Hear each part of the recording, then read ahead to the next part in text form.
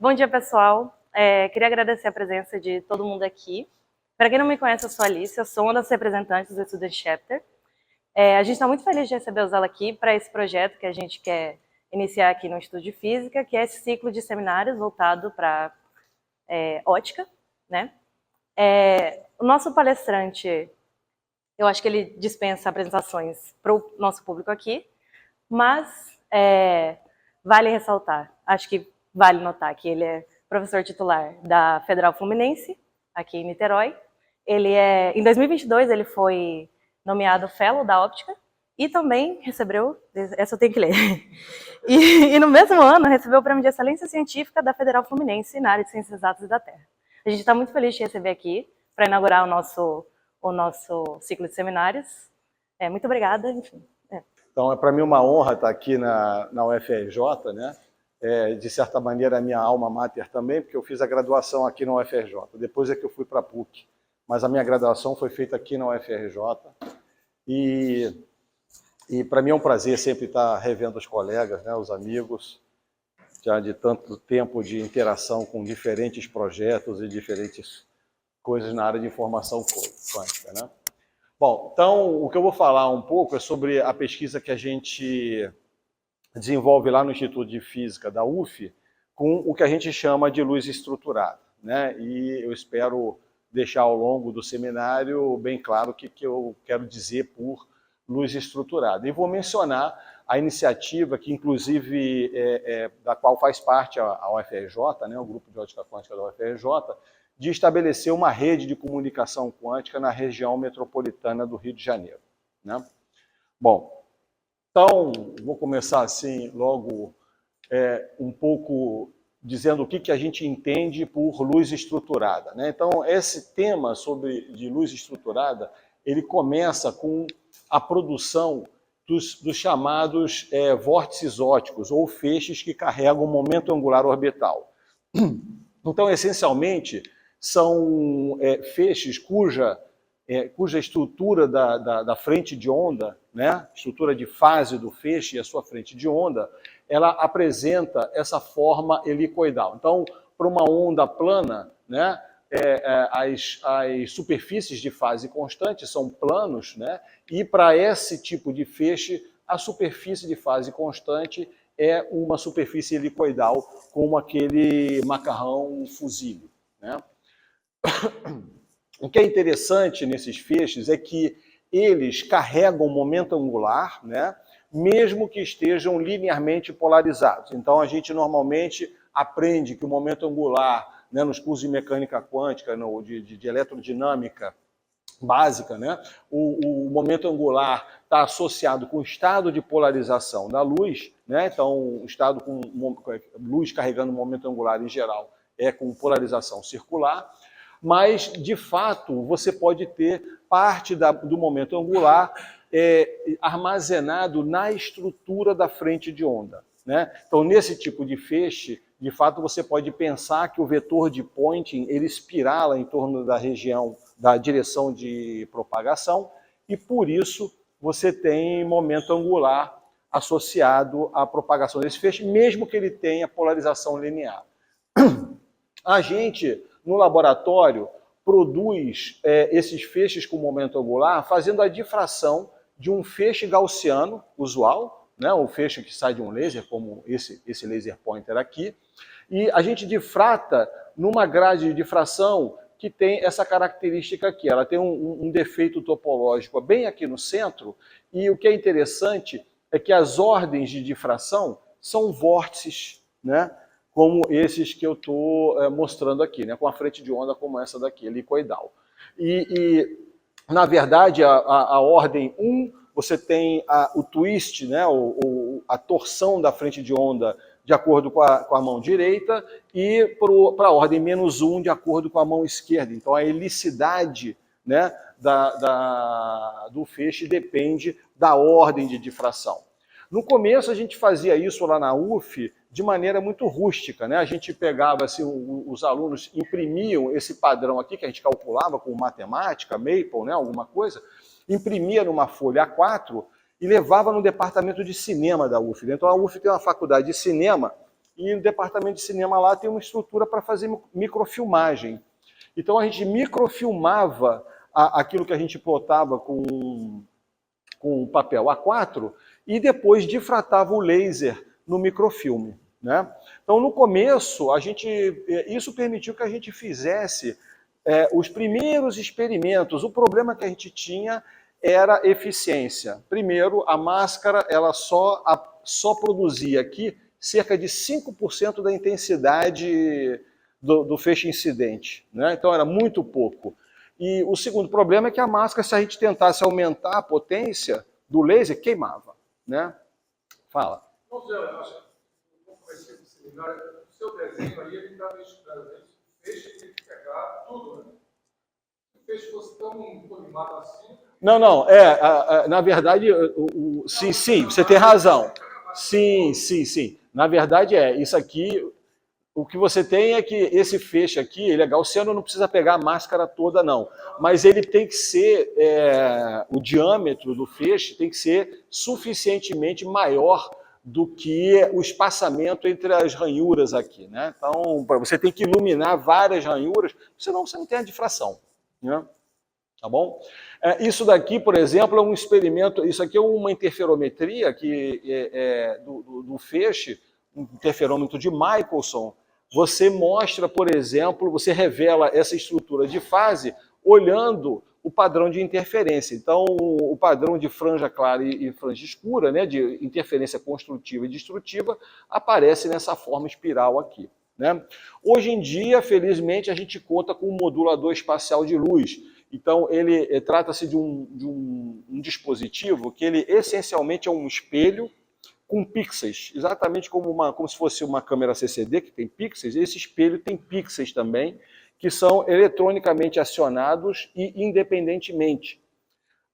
O acionamento desses pixels é feito eletronicamente e controlado por uma interface, né, com um computador. Então, você pode fazer um programa em Python, por exemplo, para exibir na tela do modulador de luz o padrão de difração que você quiser. Então, você pode dinamicamente, por exemplo, aplicar esse tipo de padrão de difração ou outro padrão que você queira. Mudar, por exemplo, as características do feixe dinamicamente, tá? E com cerca entre 50% e 70% de eficiência. Então, isso permitiu que a gente começasse a fazer ótica não linear, né, com os feixes com momento angular, né? Há um pouquinho de teoria aqui, né? Da onde surge, no formalismo da eletrodinâmica quântica, esses feixes com momento angular orbital? Bom, você pode ir partindo da equação de onda para o campo eletromagnético, né, que vocês aprendem no curso de graduação, você pode fazer uma aproximação na equação de onda de que você está lidando com um campo, uma configuração do campo que se propaga em uma direção preferencial. Então, você propõe que a variação espacial do campo, da tua solução para a equação de onda, ela é rápida numa dada direção e lenta nas direções transversais. Quando você faz esse tipo de aproximação, você cai na chamada equação paraxial. Então, aqui, Z é a coordenada de propagação, onde você tem a variação rápida, e esse laplaciano aqui, ele está aplicado nas coordenadas transversais. Quando você faz isso, você obtém essa equação que é formalmente equivalente à equação de Schrödinger, né? Então, nesse regime, você pode importar algumas intuições que você tem da mecânica quântica para o regime da ótica clássica, né? Então, uma delas, por exemplo, é a difração. A difração, nesse contexto, um feixe, claro, mesmo esse feixe laser, ele não tem o mesmo diâmetro naquela distância ou nessa distância, então ele está abrindo. A difração, nesse contexto, ela é análoga à difusão do pacote de onda gaussiano da mecânica quântica, né? Quando você resolve essa equação no espaço livre, se você resolver em coordenadas cartesianas ou em coordenadas cilíndricas, você obtém duas famílias de soluções. Essas famílias de soluções, elas são hierarquizadas por ordens, né? A situação, do ponto de vista formal, é um pouco análoga à quantização do oscilador harmônico em duas dimensões, né? Então, o que seria o estado fundamental não é degenerado, o primeiro estado excitado tem degenerescência dupla, o segundo estado excitado é degenerescência tripla e assim por diante, né? E seguindo essa analogia, eu posso pensar que essas daqui são as funções de onda que você obtém quando resolve a equação de Schrödinger em coordenadas cartesianas, e aquela ali seria quando você resolve em coordenadas cilíndricas. Se você quiser, esses aqui seriam os autovetores simultâneos do hamiltoniano e do momento angular, né? Então, o momento angular junto com o hamiltoniano funcionando como conjunto completo de observáveis comutantes, né? Então, assim você tem as duas famílias, né, que são hierarquizadas. O que é interessante é que, obviamente, existe uma transformação unitária que leva os elementos de uma família na outra, e se você se restringe à ordem 1, esse espaço aqui, ele permite a realização de uma simetria SU2, exatamente como a polarização, uma partícula de spin meio, né? No laboratório, a gente faz essa simetria, implementa essa simetria com conversores astigmáticos, telescópios astigmáticos, que vão converter modos experimentalmente, né, fisicamente, modos de um tipo em outro, tá certo? Bom, claro, aí nesse contexto aqui, você naturalmente, aquelas soluções com vórtices, elas surgem naturalmente como soluções do problema em coordenadas cilíndricas, né? Bom, então isso daqui é o seguinte, né? Existe uma... Não vou concentrar muita atenção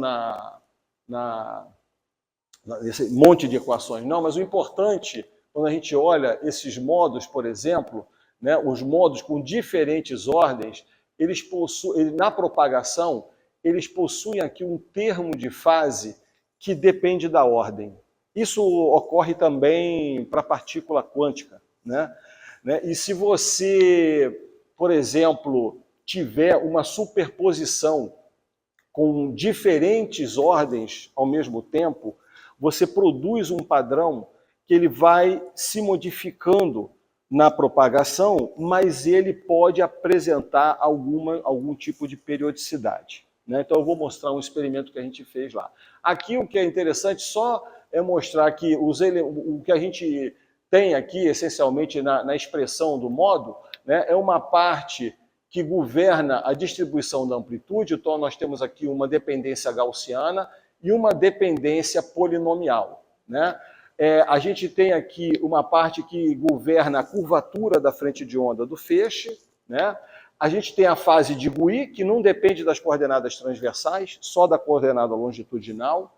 E a gente tem esse terminho aqui que depende da coordenada azimutal. É uma fase que depende da coordenada azimutal e é ela que é responsável pelo twist da frente de onda e pelo momento angular. Então, o momento angular do feixe está aqui nesse termo, né?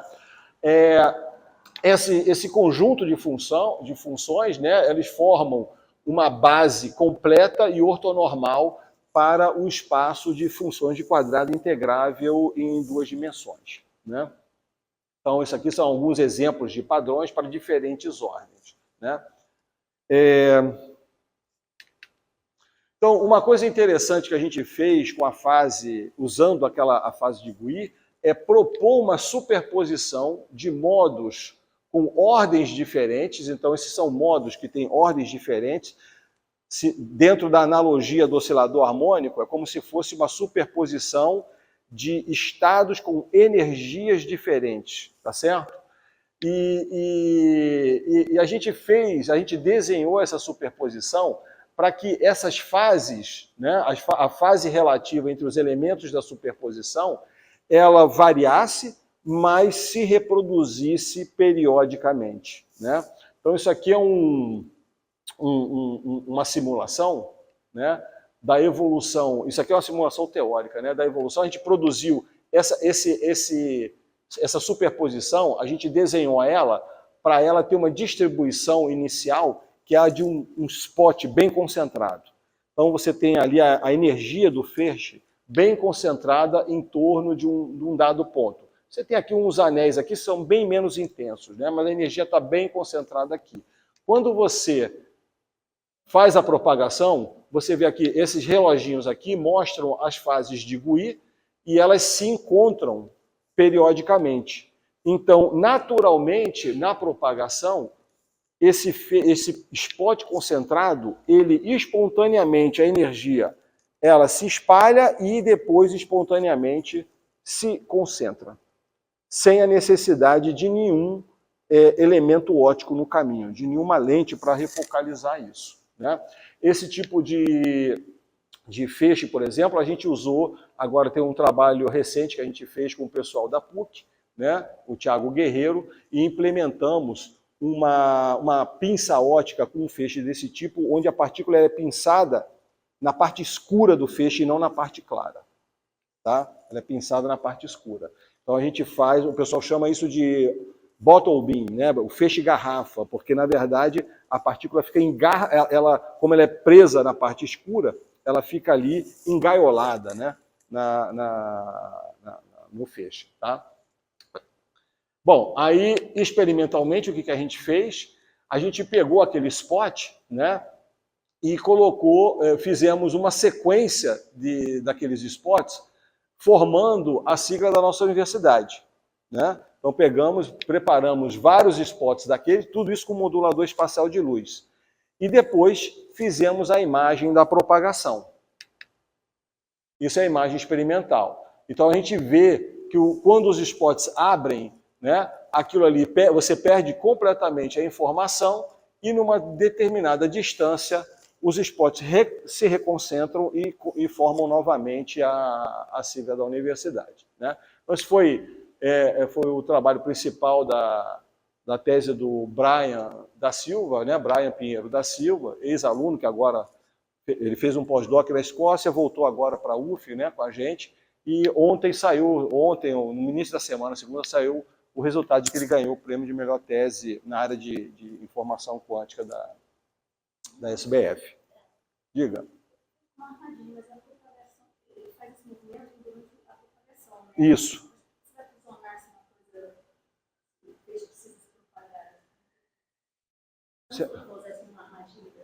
Sim, não, mas o que acontece é o seguinte, ele faz isso na propagação, mas em num dado plano, na verdade, o que a gente aprisionou não foi exatamente usando esse feixe, não, mas o que acontece é que num dado plano, esse tipo de feixe, ele produz um ponto escuro que é totalmente cercado de luz, tanto transversalmente quanto longitudinalmente. Isso é estático.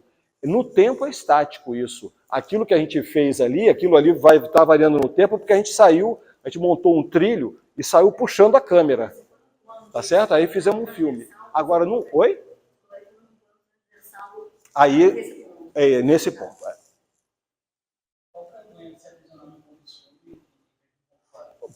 Para material biológico, por exemplo, se o material for sensível à luz, você aprisionando ele num ponto escuro, você protege, né? Então, qualquer tipo de partícula que você queira evitar a incidência, queira aprisionar e, ao mesmo tempo, evitar a incidência de luz, essa é a solução. Tá? Então, lá com o pessoal da PUC, a gente demonstrou isso já.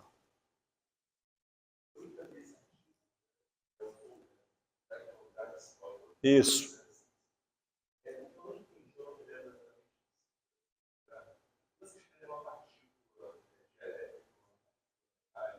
É dielétrica.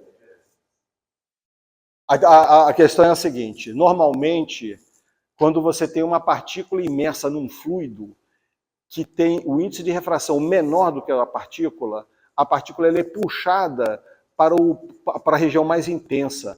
Mas se o fluido tiver índice de refração maior, a força muda de sinal e ela é expulsa da região mais intensa. Então o que a gente fez lá foi encontrar uma combinação de fluido e de partícula que justamente acontece isso. O fluido tem índice de refração maior. E a gente mostrou o aprisionamento da partícula no spot escuro, né, não só mostrou o apressionamento, como mostrou ela também como é que se diz, a blindagem dela, porque a gente fez um filme em que vem outras partículas, essa partícula presa lá, ela está envolta de luz, mas claro que o feixe, uma hora a intensidade cai.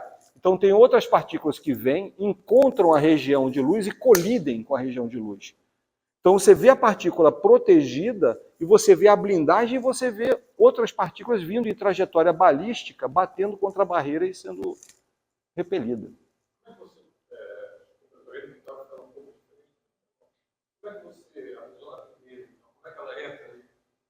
Ah, não, como sempre, não é sorte. É sorte. Você fica lá, tem um microscópio, fica lá, uma hora cai um cai lá, entendeu? Sim, de uma determinada hora lá. Não é tão fácil pegar lá, não é tão fácil, mas dá para fazer, não é nada demais, não. O que é interessante também é o seguinte, a posição do spot escuro depende daquela fase relativa entre os... A gente pode, no SLM, dinamicamente variar a fase relativa e você vê a partícula longitudinalmente sendo empurrada ou puxada. Então, você realmente vê uma... Mas eu não quero falar muito desse trabalho, porque vocês estão querendo convidar o Tiago. Então, deixa o Tiago falar. Ele é o cara do trabalho. Mas vai, mais uma pergunta só sobre isso. Ah, boa pergunta. Olha, isso eu não me lembro, não. O tamanho das partículas, mas as partículas são da ordem de micron, tá? Partícula é da ordem de micron, alguns microns, tá?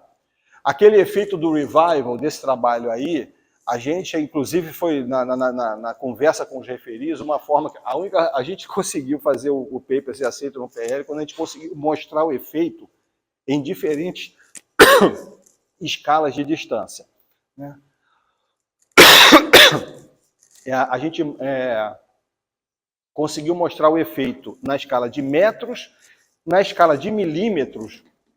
A gente conseguiu mostrar o efeito também, visualmente a gente via em escala submilimétrica, né? Submilimétrica, mas não conseguia fazer medida confiável. Visualmente a gente via que funcionava. Então a gente fez em escala milimétrica a medida. De milímetros a metros, mas funciona até em micron. Então uma das coisas que a gente quer fazer agora com o Tiago lá, é porque a gente consegue, nesses revivals, a gente consegue fazer não só um spot escuro, mas a gente consegue fazer vários spots escuros numa sequência. Então a gente quer aprisionar várias partículas simultaneamente. Esse aí vai ser punk.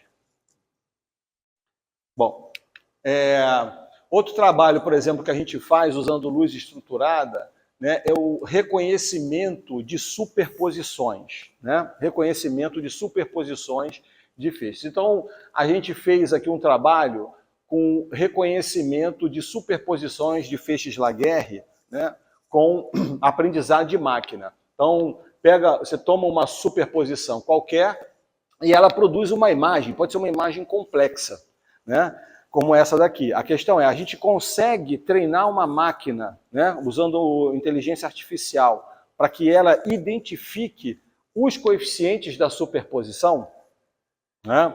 Então, uma questão que a gente logo viu que a gente teria problema, né, é que uma mesma imagem, uma mesmo padrão de intensidade pode ser produzido por mais de uma superposição, porque existe, na hora que você calcula aqui, a imagem é dada isso aqui, né? O que você vê na câmera, essencialmente é o módulo ao quadrado dessa superposição aqui, né? E a gente vê que existe uma simetria intrínseca de trocar o momento angular e conjugar, né? No fundo é como se fosse uma simetria de reversão temporal, né? Então você conjuga os coeficientes da superposição e o índice de momento angular e você obtém a mesma imagem. Então, como é que você vai poder reconhecer os coeficientes se você tem essa redundância?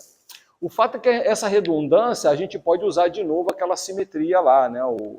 O conversor astigmático, e na verdade as duas possibilidades elas são resolvidas com uma medida dupla, a imagem direta e a imagem convertida por um conversor astigmático. uma soma de números complexos. Ah. Então você nunca vai saber de fato os coeficientes. Então, assim, você precisa de alguma outra base. Não, então, não, é o seguinte, esse problema é bem mais sutil, tá? Eu vou tentar ser rápido para a gente não ficar muito tempo aqui, senão eu não consigo controlar o tempo do seminário. Mas é o seguinte, eu vou dizer o seguinte, não, a intuição de tomografia quântica não deve ser importada de maneira direta, tá? Por quê? Porque você tem que ver o seguinte, cada ponto da intensidade dessa imagem aqui, cada ponto é uma equação, te dá uma equação independente para aqueles coeficientes. Num certo sentido, você tem informação até demais ali, em uma imagem. Só que essa informação demais que você... É como se um sistema de equações, né, lineares, por exemplo, que é super determinado. Você tem mais equação do que incógnita, né? Só que, na verdade, porque o sistema não é de fato linear, você tem esse módulo ao quadrado aqui, tem certas sutilezas. Tá certo? Então, o estágio que a gente está agora é o seguinte, tá? Eu posso me alongar depois numa conversa com você. Mas o estágio que a gente está agora é o seguinte, 2 imagens apenas, direta e convertida, basta para dimensão 2, ou seja, só a ordem 1, que tem dimensão 2. Para dimensão 2, basta 2 imagens, seja uma superposição coerente ou seja uma mistura estatística. Tanto faz, completa. 2 imagens basta para qualquer dimensão, desde que seja só superposições puras.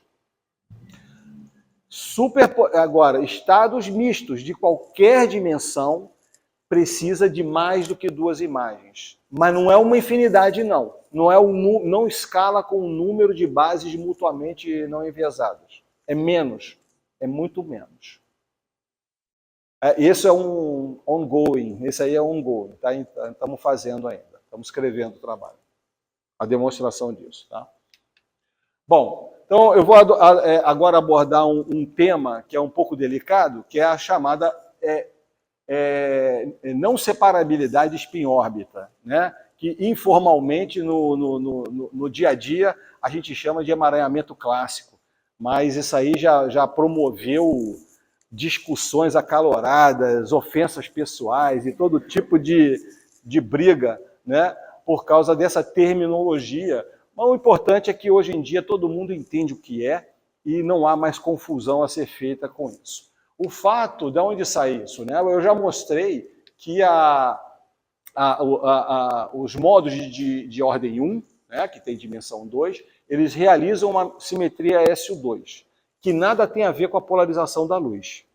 Ora, então se eu combinar a simetria dos modos... A questão agora é o seguinte, vamos imaginar que eu vou preparar feixes que vivem nesse espaço de ordem 1 com polarizações arbitrárias. Vou levar em conta a polarização deles também.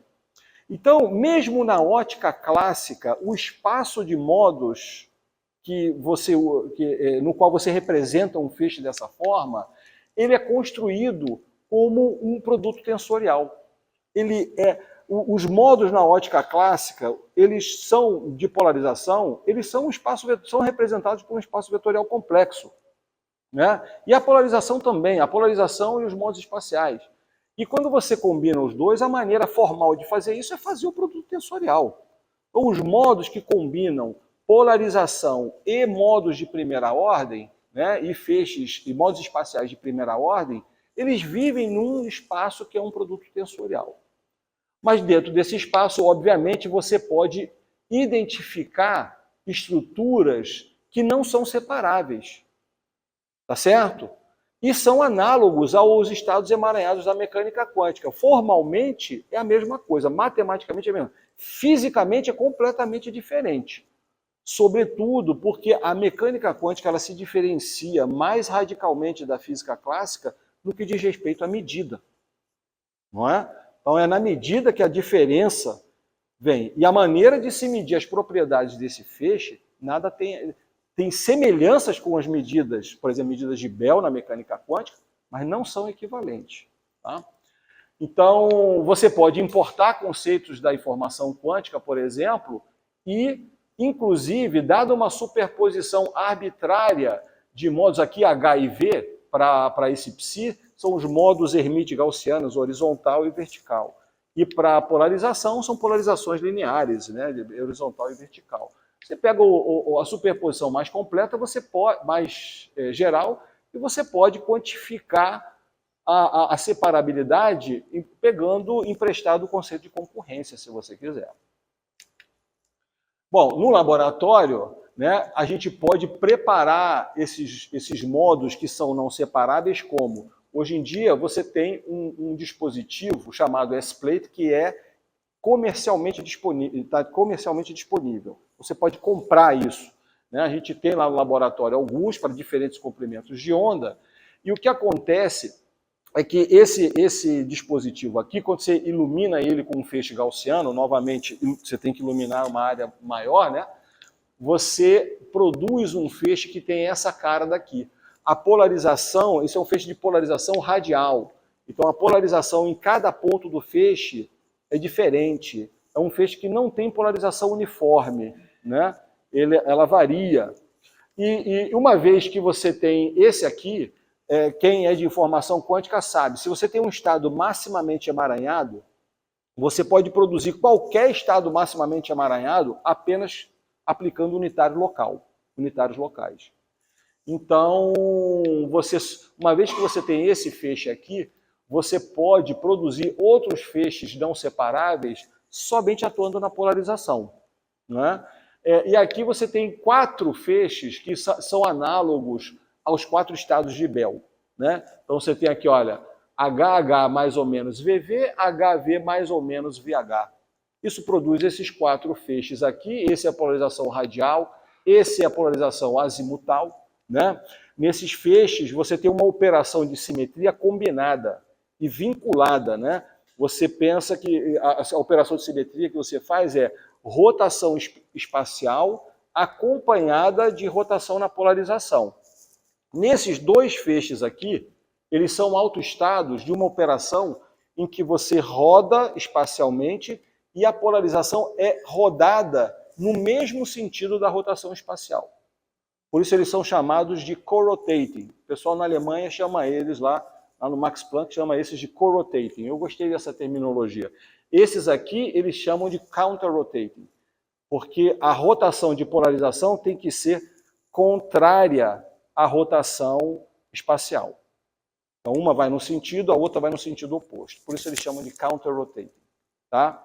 Então nessa simetria você pode também impor nesse espaço tipos de feixes de acordo com essa simetria coordenada, né? Essa rotação coordenada entre polarização e modo espacial.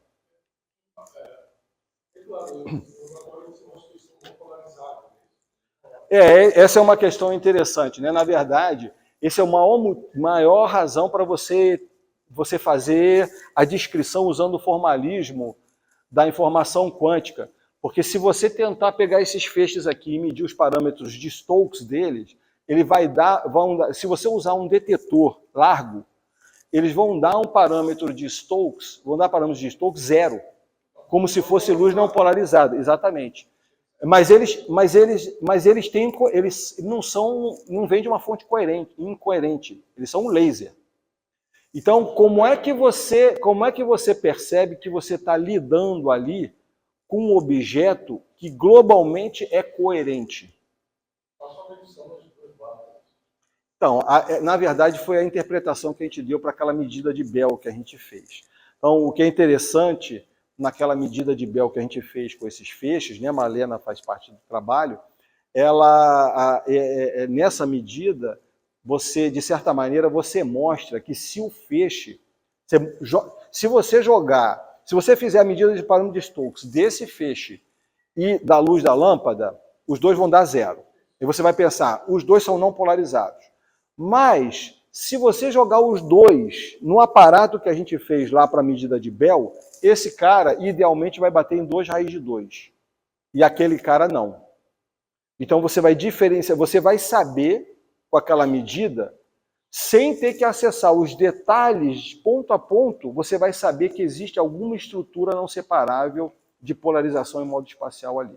Nossa, isso vai ser. Equivalente para aquele código aí, não tem polarização. Eu olho. Não tem polarização. Sim.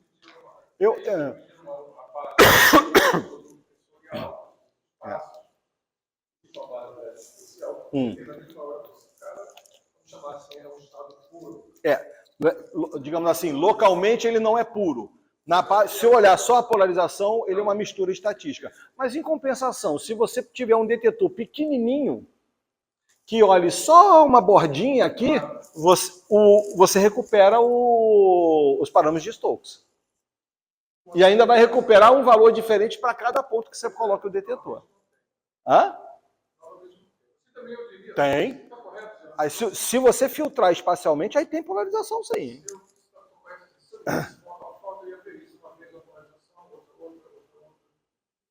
Não. Se você pegar e medir fóton a fóton, um detetor que tá fixo, ele tem área pequena e está fixo aqui, você não vai medir várias polarizações, você vai medir H o tempo todo. Isso aí. Não, aí sim, aí você vai medir várias. Mas para cada ponto você sempre mediria a mesma. O que não é verdade para a luz da lâmpada. O que não é verdade para a luz da lâmpada. A questão é a seguinte, na minha opinião, eu penso assim, esse caso aqui, a polarização estaria emaranhado com apenas 1 grau de liberdade, que é o modo transverso. A luz que vem da lâmpada, os fótons, a polarização dos fótons deve estar emaranhado com uma confusão do reservatório térmico de onde ele saiu lá. Então, acho que aí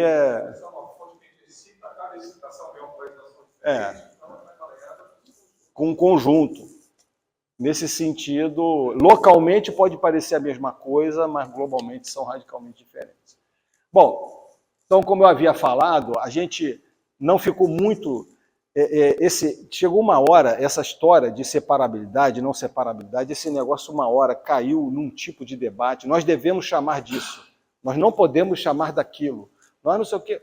Esse debate, eu achei um debate assim, que cientificamente pobre, não me interessou, a gente jogou isso para trás e falou, vamos fazer o seguinte, em vez de ficar discutindo como chamar isso, vamos usar isso, vamos fazer algo útil com isso.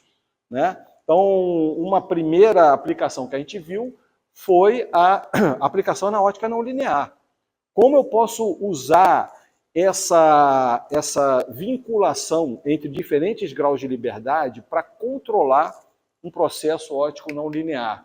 Né? Então, um processo óptico não linear com luz estruturada, o processo mais antigo que você pode pensar, né, foi a demonstração no grupo do Miles Padgett há muito tempo, né, 96.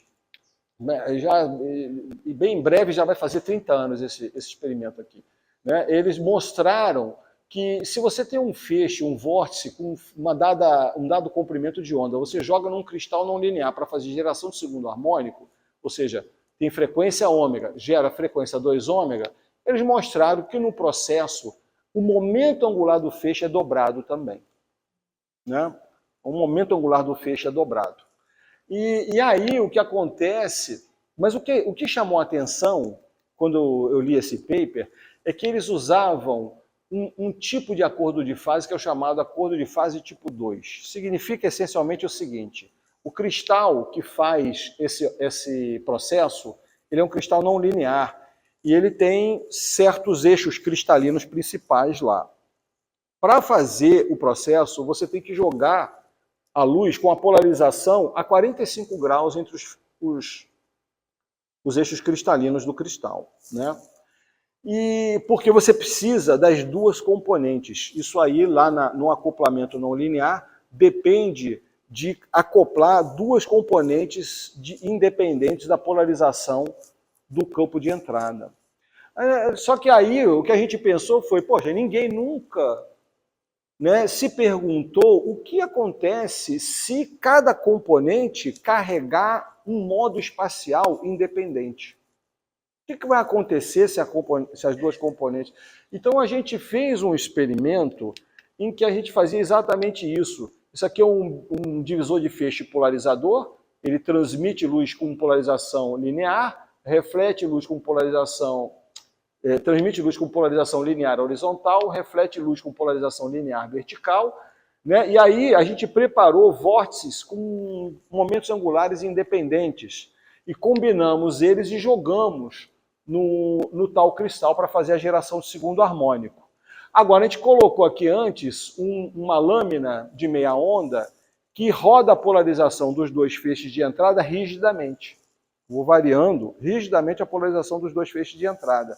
E a gente viu que controlando a polarização, mantendo elas ortogonais, mas controlando o ângulo delas, a gente podia chavear entre diferentes operações. Nós poderíamos somar os dois momentos angulares que tínhamos ou dobrá-los independentemente. Né? Podíamos fazer isso. Mas só isso? Hã? Mas só isso? Só 3 possibilidades? Só essas 3 possibilidades. Depois a gente fez algo um pouco mais elaborado. A gente fez o seguinte, a gente botou um feixe com uma polarização estruturada daquelas, um feixe não separável, em configuração não colinear.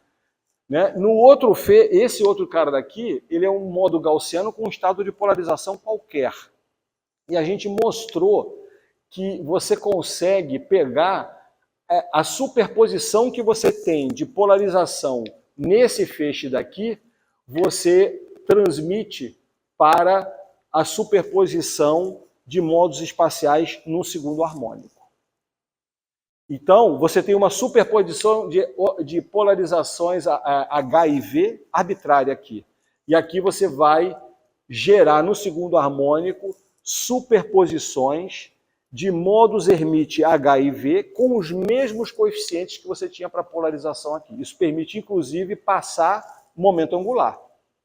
Então, a polarização circular é um tipo de superposição específico e você pode gerar um vórtice no verde sem ter vorticidade, a princípio, nos feixes de entrada. Fala. A superposição da saída? Superposição. Não posso separar de uma circular e... Não. Aqui, esse estado daqui é separável. Aqui não tem... O estado que é gerado aqui... Estou pegando a polarização e está mapeando... No momento angular desse. Isso, então. Você tem a polarização com a superposição de duas triadas, uma superposição mesmo? Uma circular... Pode. Elíptica, qualquer coisa. Se você jogar uma elíptica aqui, você vai obter aqui um modo espacial que é o análogo da polarização elíptica. Mapeamento. Isso aqui é parecido com o que você faz na teleportação. Né? Teleportação, você tem os coeficientes do estado aqui e os coeficientes do estado quântico aqui são transportados para o estado quântico lá não sei aonde. Né? Aqui é idem, só que os dois sistemas, né, eles não estão espacialmente separados, mas eles estão espectralmente separados. Né? Então, isso aqui é como a gente vê o negócio, né? Porque o acoplamento acoplamento de fase tipo 2, ele pega e acopla a polarização vertical de um feixe com a polarização horizontal do outro, e vice-versa, a polarização horizontal desse com a vertical desse. Mas como esse aqui carrega em cada polarização, porque ele é um cara não separável, ele carrega modos espaciais independentes, na hora de combinar aqui, o verde, esse feixe aqui do meio, né? Ele que requer... Né? Porque você tem aqui 3 processos de geração de segundo harmônico simultâneos. Esse aqui envolve a aniquilação de 2 fótons desse cara. Esse aqui envolve a aniquilação de 2 fótons desse, e esse envolve a aniquilação de um fóton de cada. Esse cara daqui é onde ocorre essa herança dos coeficientes. Então, esse cara daqui, ele é produzido com os modos espaciais que vêm daqui, mais ponderados com os coeficientes que vêm da polarização daqui. Tá? Então, essa é uma demonstração de uma aplicação do conceito, em vez de ficar discutindo se ele deve ser chamado assim ou assado. Tá? Bom, Bom, isso aqui está evoluindo agora, esse é um trabalho em andamento, eu não vou explicar muita coisa não, tá? Mas a gente está vendo agora a transferência não só... Porque se você vai para o regime quântico, aquilo que eu falei, que é um processo clássico, você está transferindo os coeficientes, estados quânticos de fótons individuais. A gente quer ver a transferência daqui para cá de estados mais complexos. Estados de pares de fótons, estados de Fock, estados squeezed, né? E, teoricamente, a gente já mostrou que é possível transferir, inclusive, as propriedades quânticas desse cara daqui para cá, sendo esse cara aqui um estado coerente bastante intenso. Tá? Funciona um pouco como um transistor, tá? Em que você tem esse... Só que o transistor é o contrário, né? Você tem um sinal pequeno que modula um grande, né? Aqui esse cara daqui, que é usado como recurso, ele é um sinal intenso, né? Esse daqui tem que ser fraco e esse aqui vai ser produzido sendo ser fraco. Mas você pode transferir squeezing, estados de Fock. Esse é um trabalho que está em andamento lá na Finlândia, na University, na Tampere University, no grupo do Robert Fickler. Esse aqui é um ex-aluno meu de doutorado, que está lá como pós-doc, e ele ganhou um prêmio da Academia Finlandesa de Ciência, ele ganhou um grant. Eles abriram uma chamada lá, e ele fez uma proposta de pegar o nosso experimento, que a gente fez lá na UF, e levar para o regime quântico. A gente está fazendo parte da teoria lá na UF, né? Ele está montando o experimento lá, e ele ganhou um prêmio nessa concorrência, ganhou um grant da Academia Finlandesa de Ciência. Bom, isso aqui é o aparato experimental, mas aqui vocês vão ver o essencial, né? Então, a ideia básica vou fazer a geração do segundo harmônico, aqui eu vou ter o feixe estruturado, e a ideia que a gente quer é pegar um par de fótons, produzir pares de fótons aqui, e ver esse par de fótons ser produzido, transferido para o verde, com todas as propriedades dos estados de polarização e momento angular aqui. Ou da polarização para cá para o momento angular de lá. Mas em regime genuinamente quântico mesmo. Né? Bom, eu vou falar aqui rapidamente sobre um outro trabalho que a gente fez em colaboração com um grupo de Saclay, na França, né? Que é a produção, e isso é uma coisa interessante, esses modos não separáveis, você acaba vendo que eles são análogos a fitas de Möbius de polarização. Como é que a gente vê isso? Né? Então, basicamente é o seguinte, quando você tem a superposição, pega dois modos aqui, isso aqui são estados de momento angular puro. Então, isso aqui seria um modo gaussiano, tem momento angular 0. Esse aqui tem um modo Laguerre gaussiano com momento angular mais 1. Né?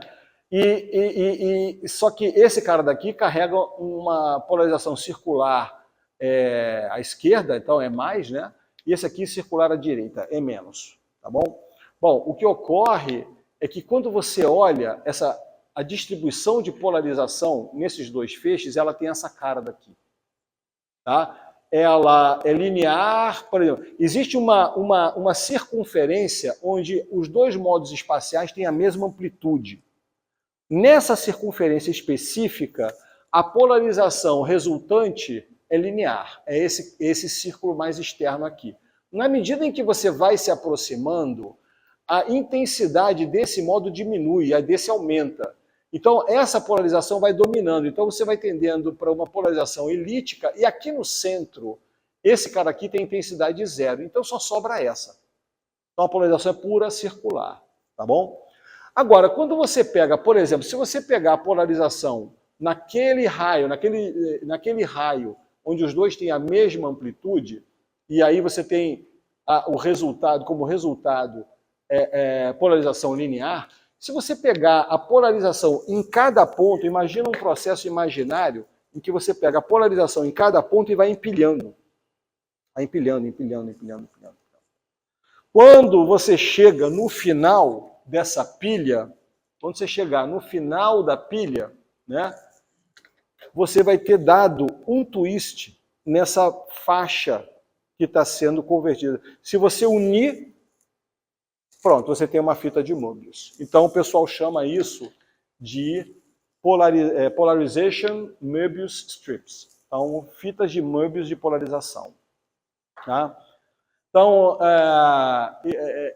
esse cara, então, na verdade, essas fitas de Möbius, elas são os autoestados de uma operação, da operação de simetria que eu mencionei mais cedo, né? Mencionei antes. Era a operação de simetria coordenada entre rotação espacial e rotação de polarização. Então, o pessoal chama isso de Coordinated Spin Orbit Rotation. Então, você roda, isso aqui, LZ o gerador das rotações espaciais, SZ é o gerador das rotações de spin, né? Ou de polarização. Agora, com ângulos, a princípio, independentes. Então, isso aqui é a rotação spin-órbita mais geral. Agora, imagina que você cria uma equação de vínculo entre o θ e o φ. Quando você cria uma equação de vínculo, na verdade, você pode pensar que você vai ter essa operação de rotação coordenada e você pode pensar que o gerador desse bicho, né, dessa operação, é uma combinação de momento angular orbital e momento angular de spin com esse parâmetro aqui, que é o parâmetro do vínculo. Então, o pessoal definiu isso daqui como momento angular generalizado. É um momento, seria o gerador dessa operação vinculada lá, dessa operação. E os autoestados desse cara são os Polarization Möbius strips. O que é interessante é que essa condição de autoestado, ela amarra esse parâmetro aqui, gama, a ser um inteiro ou semi-inteiro. Tá?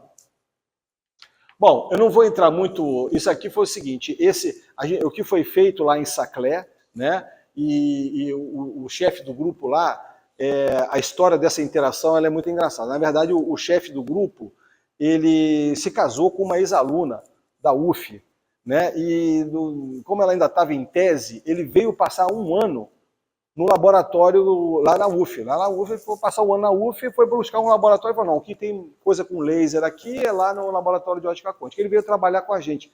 Ele nunca tinha visto o assunto de momento angular na época. Então, ele aprendeu lá no laboratório, começou a estudar isso lá. E falou, olha, quando eu voltar para a França, eu vou fazer um experimento com isso e a gente vai colaborar. Eu falei, tá ótimo. Então, lá, o laboratório dele lá, ele produz o que o pessoal chama de High Harmonic Generation.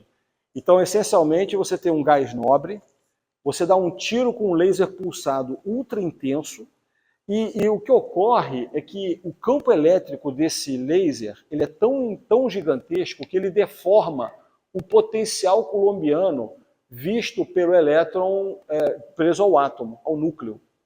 Ele deforma e deforma periodicamente. Quando ele deforma num sentido, essa aba aqui, esse lado deformado aqui, forma uma barreira. O elétron está preso aqui, mas isso forma uma barreira e o elétron ele consegue tunelar. Ele tunela e escapa.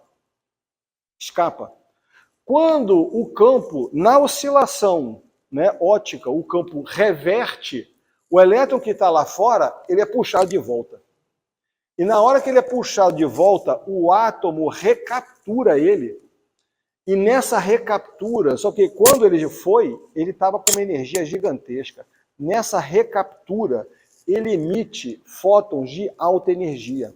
Ele emite harmônicos absurdamente altos. Então, se o laser de excitação tem frequência ômega, o elétron na recaptura emite fótons com frequência que vai a centena de ômega. Só que, por uma questão de simetria, ele só emite os harmônicos ímpares. E emite todos em fase. Então, ele emite ômega 3, ômega 5, ômega 7, ômega, e isso vai até mais de 90 ômega. É um troço impressionante. E ele começou a estudar, ele começou a fazer o quê? Chegou lá, deu um tiro com o momento angular, né? E viu que o 3 ômega tinha 3 vezes o momento angular, o 5 ômega 5. Ele conseguiu mostrar até 40 vezes o momento angular ser multiplicado. Depois, aí publicou, Nature publicou, ali ele decolou e virou o Big Shot lá. Então isso aí foi o experimento que ele fez lá e foi parte da nossa colaboração, né? Foi publicado no início do ano, na Science Advance. Então, essencialmente, o que ele faz, né, é iluminar, atirar na amostra do gás nobre 2 feixes com momentos angulares distintos e com polarizações distintas, formando a polarização de Möbius. E verificar que quando esse processo de geração de muitos harmônicos ele é não colinear, os harmônicos são resolvidos espacialmente. Então você tem espacialmente, por exemplo, esse processo aqui é um processo que tira 4 fótons desse feixe. Esse aqui é o harmônico 5 ômega. Esse aqui tira 4 fótons desse feixe e 1 desse. Esse aqui tira 3 fótons desse feixe e 2 desse. E assim sucessivamente, né? E aí demonstrou-se lá a transferência do polarization Möbius strip lá. Fala. Oi? Tem.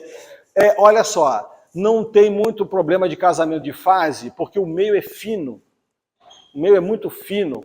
Tudo isso ocorre numa região de micron ali, sabe? Então, de alguns microns. Então, o casamento de fase é extremamente tolerante ali. É igual o casamento de fase num cristal fininho. Tá bom?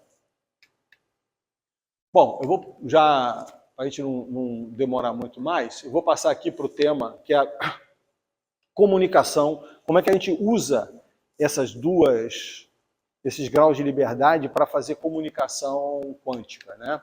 Então, isso aqui é um trabalho antigo, de 2008, que a gente fez em colaboração com o Steve. Steve estava aqui, Steve e Leandro Aulita estavam aqui ainda, Steve como professor, Leandro como aluno, e a gente fez um experimento, eles propuseram uma... Malena, você está nesse trabalho também, não está não? Você não está não? Ah. Eles fizeram uma proposta que era o seguinte, olha, vamos fazer o protocolo de criptografia quântica BB84, mas num protocolo de criptografia quântica, desse BB84, Alice e Bob tem que trocar estados de polarização. H mais 45, V menos 45, né? E de forma aleatória. O problema dessa forma de trocar é que Alice e Bob, eles têm que alinhar os laboratórios deles. Se eles não tiverem de acordo com o que eles chamam de H e V, ou mais 45, menos 45, isso vai introduzir erro na comunicação. Então, se os laboratórios deles tiverem um pouco troncho, né, assim, você vai ter problema de comunicação entre os laboratórios. Então, a proposta deles era justamente usar esses feixes vetoriais, né, em que você tem um com polarização cilíndrica, né, azimutal, e o outro polarização radial.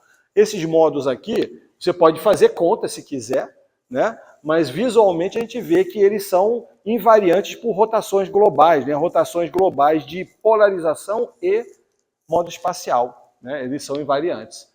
E são ortogonais.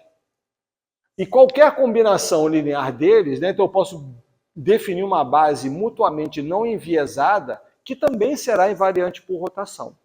Então, se Alice e Bob, em vez de usar estados de polarização linear, usar esses tipos, esse cara daqui, esse e esse, os dois aqui, esses 4 estados, então eles não vão precisar alinhar seus laboratórios. Isso pode ser útil, por exemplo, para comunicação com satélite, etc. Tá bom? Outro trabalho também que a gente fez recentemente, né, isso é um experimento que está em montagem lá na UF, né? Mas primeiro a gente fez a teoria com o Paulão, né? Que o Paulão foi professor daqui e está em Santa Catarina agora.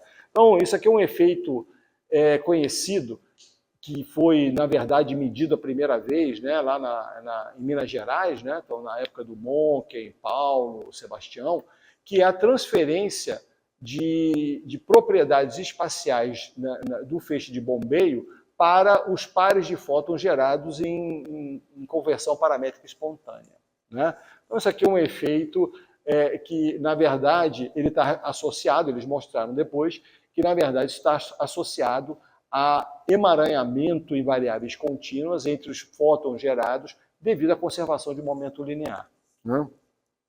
Outro tipo de emaranhamento que é conhecido também, proposto lá pelo Zeilinger em cristais tipo 2 e depois pelo Kuyat com fontes tipo 1, é a produção de emaranhamento em polarização. Então, você na conversão paramétrica descendente, você pode ter um par de cristais aqui colados, onde um cristal gera um par de fótons com polarização H e o outro cristal gera um par de fótons com polarização V. Se você bombear os cristais com polarização a 45 graus, você terá uma superposição entre ter o par de fótons gerados no primeiro ou no segundo cristal. Então você pode, assim, produzir emaranhamento em polarização e em modo espacial, né? Então o que a gente o trabalho teórico que a gente fez, junto com o pessoal lá, com o Paulão, né, foi o de mostrar o emaranhamento simultâneo entre polarização e modo espacial e, em particular, ver como você pode, né, na verdade, afetar as imagens em coincidência, né, medidas num braço, alterando a polarização no outro braço, né? Então, esse é um efeito que a gente quer demonstrar, isso a gente previu teoricamente, quer demonstrar isso experimentalmente, lá na UF mesmo, estamos montando o experimento, tá? Bom, então tudo isso daqui, eu já estou chegando ao fim, né? Tudo esse que eu falei aqui envolve, acho que eu consegui passar um pouco para vocês a ideia daquilo que a gente chama de luz estruturada e mostrar que o conceito ele pode ser útil para a comunicação quântica, né? Então você pode codificar informação, mesmo informação quântica, em diferentes propriedades da luz, né, dos fótons, e usar isso para fazer transmissão segura de informação. O que ocorre, né, isso já era uma ideia, já há muito tempo, eu brincava com o Steve, vamos catar uma linha divisada entre a UF e a UFRJ, para ver se a gente tenta mandar fóton de um lugar para o outro, mas só que era muito complicado. Primeiro que a distância é muito grande, é grande demais, né? E tem a ponte Rio-Niterói no meio do caminho, então você não sabe, a gente não conseguia nem saber se tinha uma linha divisada livre. Ao mesmo tempo, eu pensava, já era uma ideia que ficava na minha cabeça há muito tempo, né? Poxa, a gente tem a Rede Rio, eu já sabia que a Rede Rio, as fibras da Rede Rio, que conectam o FRJ, PUC, CBPF, etc., elas não são fibras comerciais. Porque eu lembro ainda, quando eles lançaram a Rede Rio, né, aquilo foi uma grande novidade, ainda não tinha conexão fibrada pela cidade inteira. Então, como não podia esperar isso ficar disponível comercialmente, a FAPERJ tomou a iniciativa e criou essa rede fibrada. Então a Rede Rio, as fibras da Rede Rio não pertencem a nenhuma empresa de telecomunicações, mas pertencem à fundação, à FAPERJ. Eu pensava, pô, será que a gente não pode, com tanto laboratório no mundo, fazendo experimento, mostrando coisas à distância, eu falei, pô, não é possível, a gente tem aqui 4 grupos, né, 4 instituições aqui, a gente tem a UF, o CBPF, a UFRJ e a PUC. São 4 cursos de pós-graduação de excelência, nota 6 e 7, né? Com grupos, 3 das instituições aqui tem grupos de ótica quântica, a PUC tem o Guilherme Temporão lá, né? E agora o Tiago Guerreiro, a UFRJ, bom, tem a tradição, tem agora o Gabo, a Gabriela, a Malena, né? Tem mais gente. Na UF a gente tem o nosso grupo. Então vamos formar, né? Aí a questão foi conversar com o pessoal do CBPF. Lá no CBPF, eles estão interessados em montar também um grupo de ótica quântica. E eu falei, bom, historicamente, esses grupos estarem na mesma região sempre foi uma coisa que era prejudicial aos grupos, porque os grupos acabam competindo, né? Eu falei, agora vamos fazer o seguinte, vamos transformar isso, vamos pegar o limão e fazer uma limonada com ele, né? Vamos transformar isso numa coisa a nosso favor, né? Então, e aí lá no CBPF tem uma pessoa do CBPF que faz parte da administração da Rede Rio. E eu levei o projeto lá e falei, vamos fazer um projeto de conexão por fibra ótica, laboratório de ótica quântica aqui. E quando isso chegou lá na Rede Rio, né, o pessoal da administração da Rede Rio adorou. E, para minha surpresa, eles disseram que quando fizeram a passagem das fibras, eles colocaram algumas fibras a mais que ficaria ali. Eles falaram assim, ó, quem sabe um dia um maluco aparece aí querendo fazer algum experimento com as fibras. Né? Aí eu descobri que o maluco sou eu mesmo. Né? E aí eles cederam um par de fibras que vai da PUC para o CBPF e um par de fibras que vai da PUC para o UFRJ.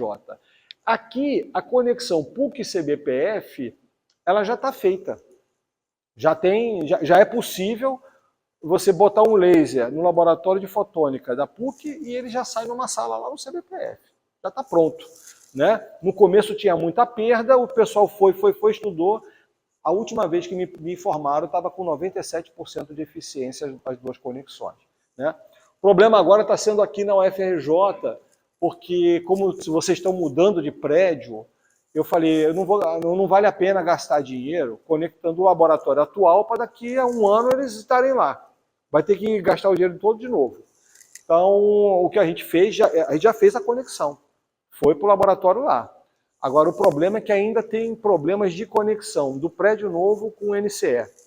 Né?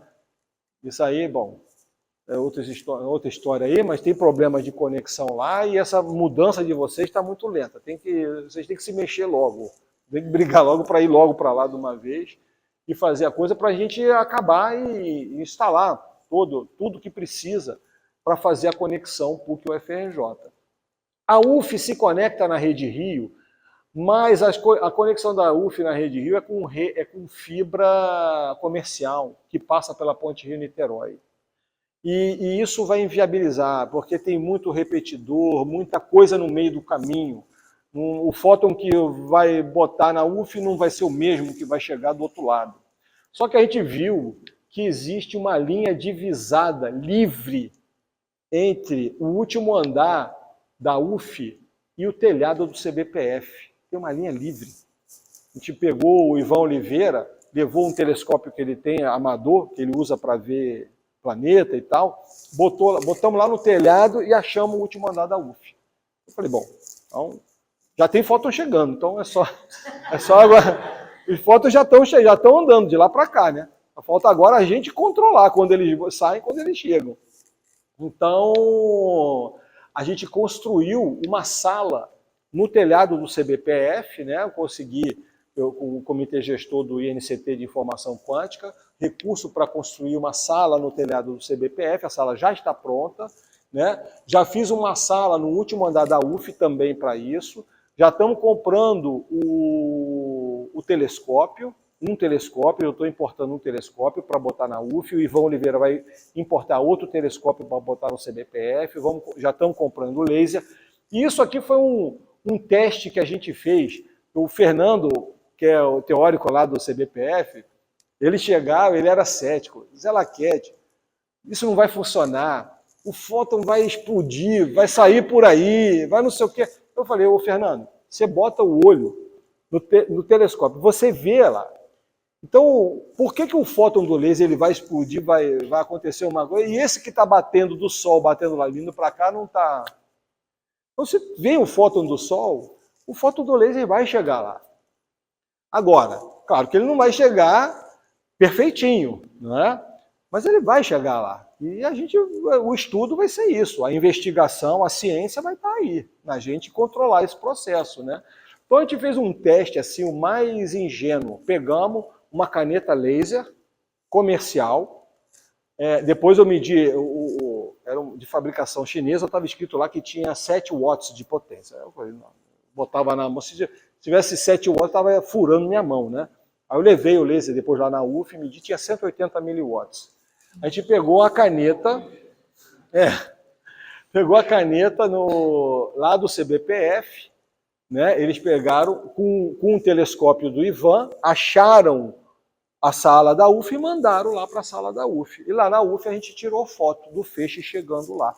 Sem nenhuma intervenção, sem nenhuma lente, sem nada. É a caneta, igual esse laser point, é a caneta apontando e vai até a UF, por exemplo. Né? e saiu do CBPF com 2 milímetros de diâmetro, sem lente nenhuma, sem nada, chegou na UF do tamanho da janela, do tamanho de um andar, né? Então, se trabalhar um pouco o feixe, etc., você consegue colocar ele num tamanho razoável. Tendo uma lente de coleção, né, de um telescópio, você consegue fazer alguma troca de informação, né? Então, é isso aí. Então, o que eu falei para vocês, essencialmente, é isso, né? Luz estruturada.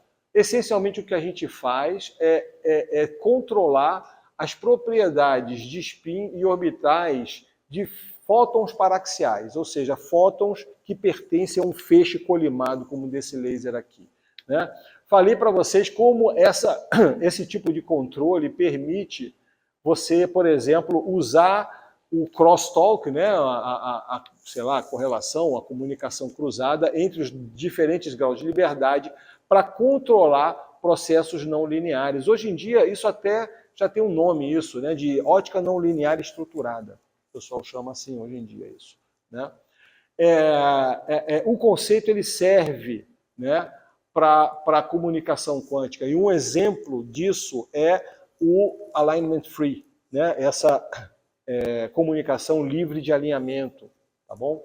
E quem sabe a gente consegue também fazer o controle por polarização de imagens quânticas. A gente fez um trabalho aqui da UFRJ, na época nem Steve estava aqui. Nem você, nem Steve, nem... acho que a Malena, nem aluna era aqui, né? Então, eu e Paulão fizemos um trabalho, era eu, Paulão e os alunos de iniciação científica. Tinha um aluno de doutorado que era o Dilson, né? E, na verdade, naquela época não existia nem o termo luz estruturada nem nada. Mas a gente fez uma medida de correlação quântica de imagens controlada por polarização. Está publicado isso é de 2002, isso tem 20 anos. É um paper de 20 anos de idade já. Naquela época, ninguém falava muito em combinar os 2 graus de liberdade. Bom, é isso aí, gente. Obrigado pela atenção e pelo convite.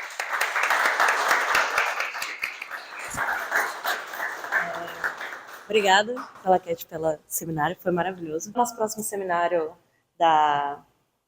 do Chapter, o Paulo, o professor Paulo Américo, vai ter um convidado visitante, o Cyriac Genet, pronunciei correto, professor da Universidade de Estrasburgo, que trabalha com pinças óticas e termodinâmica estocástica.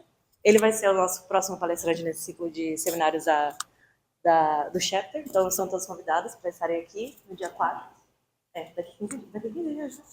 Dia 4 do mês que vem, às 10. E é isso. Muito obrigada a todos. Obrigada mais uma vez, Cat. Foi muito bom te ter aqui.